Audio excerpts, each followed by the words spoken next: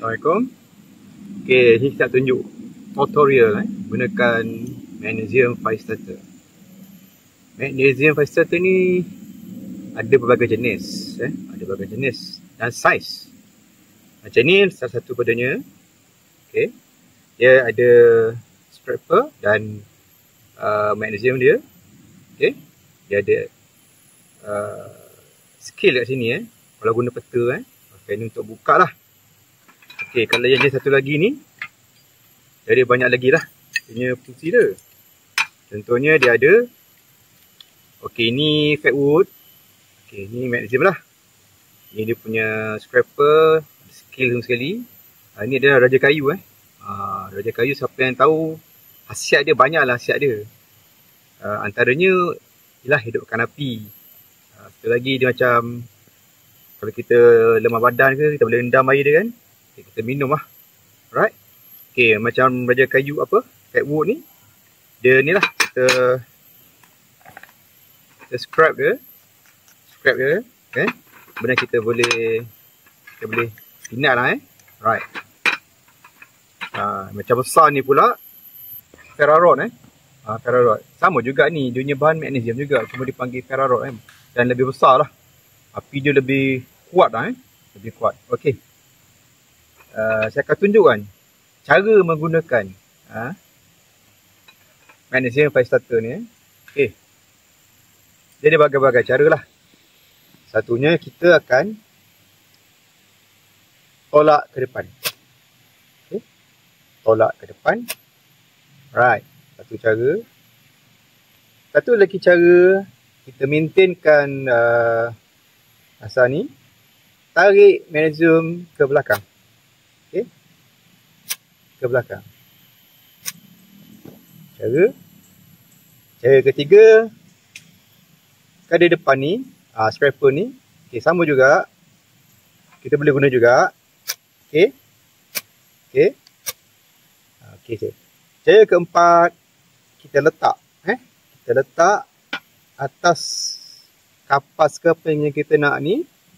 Ni kita tekan. Tekan dia. Okay. Itu cara dia. 4 cara lah. Okay, contoh kita nyalakan dia. Ni bahan bakar kita.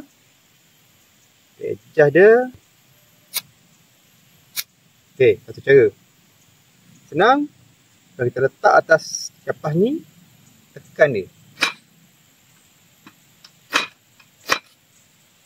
Tu, kita nyala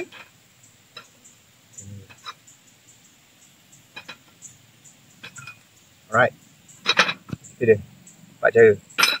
Dia sama juga ferrarod ni, cuma ferrarod ni lebih besar lah. Tengok dia punya api dia. Nampak?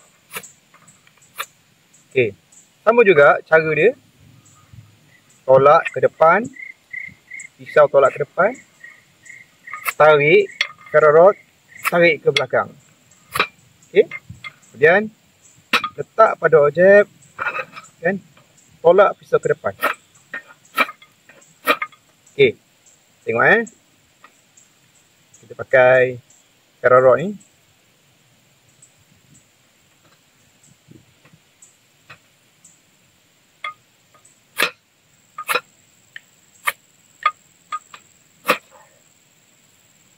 Itu dia. Nyala Sedap. Okay. Bagusnya kalau kita ada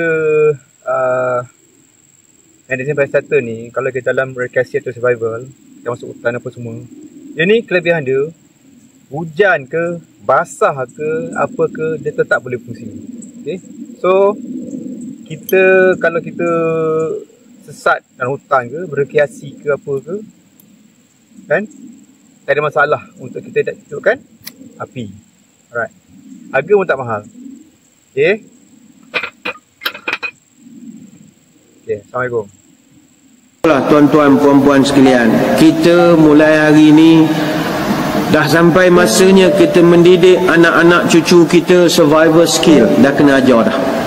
Survival skill tak ada, nak ngidup api tak pandai kita ni.